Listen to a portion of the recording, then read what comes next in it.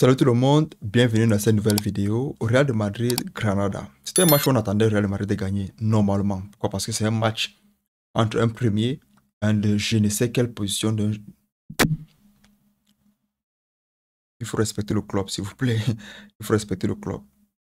Ah, vous savez. Bon, ils sont 19e. Donc, Real de Madrid premier contre Granada.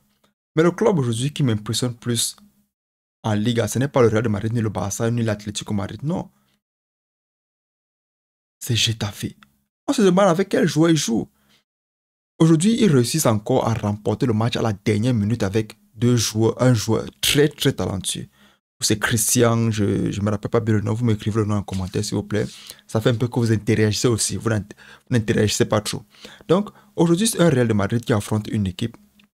Mais ce que je dois apprécier pendant le match, ce n'est pas seulement Jude Bellingham. On connaît le talent de Jude Bellingham, mais il faut aussi une équipe équilibrée. On connaît aussi le talent de Rodrigo. Quelqu'un qui a marqué 7 buts en 5 matchs, je pense qu'il est sur une bonne voie. Ça donne la confiance. Quand tu fais ça, ça donne la confiance. Ça te donne encore plus d'aisance, plus de tranquillité, plus de... On appelle ça quoi, de dextérité devant les goals. On sait que c'est un très grand Brésilien, un jeune qui a le potentiel.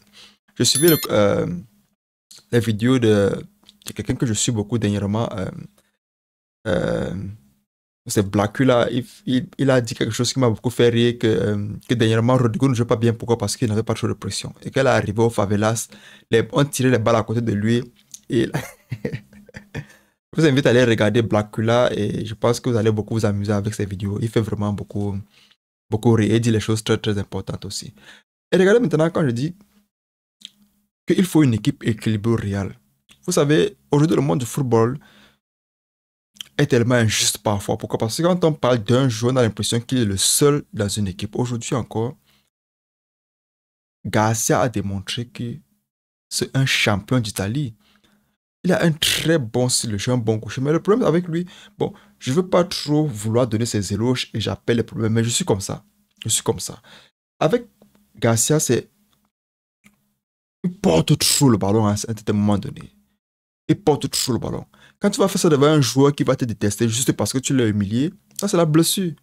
C'est la blessure. Je ne pense pas que tu aies les os en fer. Je ne pense pas. Donc, il faut parfois essayer de doser. Il faut faire comme un peu Jude Bellingham. Pourquoi? Parce que quand il a le ballon, il prête. Donc, tu ne sais pas quand il va donner ou quand il va conserver. C'est pour ça qu'on ne le bat pas n'importe comment.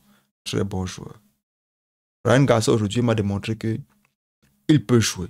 Il n'est pas champion d'Italie pour rien. Il n'est pas arrivé au Real de Madrid pour rien. Avec l'absence des joueurs comme Camavinga, Tchouaméni, Modric et tout, Valverde et Toni Kroos gèrent bien le milieu. On me dit moi je le dis Toni Kroos. Pourquoi? Parce que ce n'est pas un joueur trop rapide, ce n'est pas un joueur physique, mais c'est un joueur très intelligent. C'est un joueur qui joue le football le plus simple possible. La raison pour laquelle Zidane l'appelait toujours en numéro 1 dans son classement, c'est pourquoi? Parce qu'il avait le style de jeu que Zidane aimait voir jouer et appréciait voir jouer. C'est la différence entre vous, je ne suis pas là.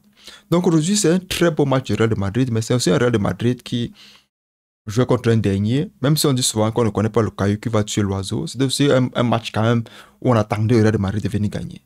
On n'attendait pas Ryan Garcia de venir briller. Donc la surprise aujourd'hui, c'est Ryan Garcia. Même si Joselu n'a pas fait ses merveilles, comme on dit souvent, Joselu magnifique, oubliez un peu le jeune homme. Je pense qu'aujourd'hui, il a en tête de bien performer pour ne pas faire en sorte qu'on appelle vite Kylian Mbappé. Même si qu'aujourd'hui, le Real Madrid a déjà proposé un truc à Mbappé. Je pense que Joselu aujourd'hui est dans l'optique de prouver, même si c'est notre club qui doit l'appeler, il arrive dans ce nouveau club-là en tant que titulaire, ou bien même si c'est que Mbappé est là, il peut quand même parfois jouer les petits matchs. Pourquoi? Parce que ça ne donne pas actuellement avec lui et il déçoit un peu petit à petit les fans qui comptaient sur lui. Mais 2-0, très belle performance de la part de Rodrigo, très belle performance de la part de Garcia. On apprécie, c'est le Real de Madrid.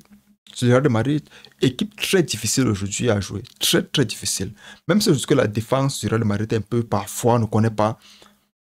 J'étais surpris qu'aujourd'hui, ils n'ont pas pris un but. Alléluia.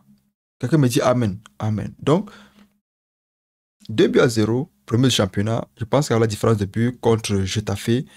Je veux juste voir un Real de Madrid performer comme ça en Champions League. On se revoit la prochaine fois les amis pour notre nouveau La Paix sur vous. N'oubliez pas de liker, commenter, vous abonner. Ça fait vraiment plaisir à la chaîne. Et La Paix sur vous les amis. Bye bye. Ciao, ciao.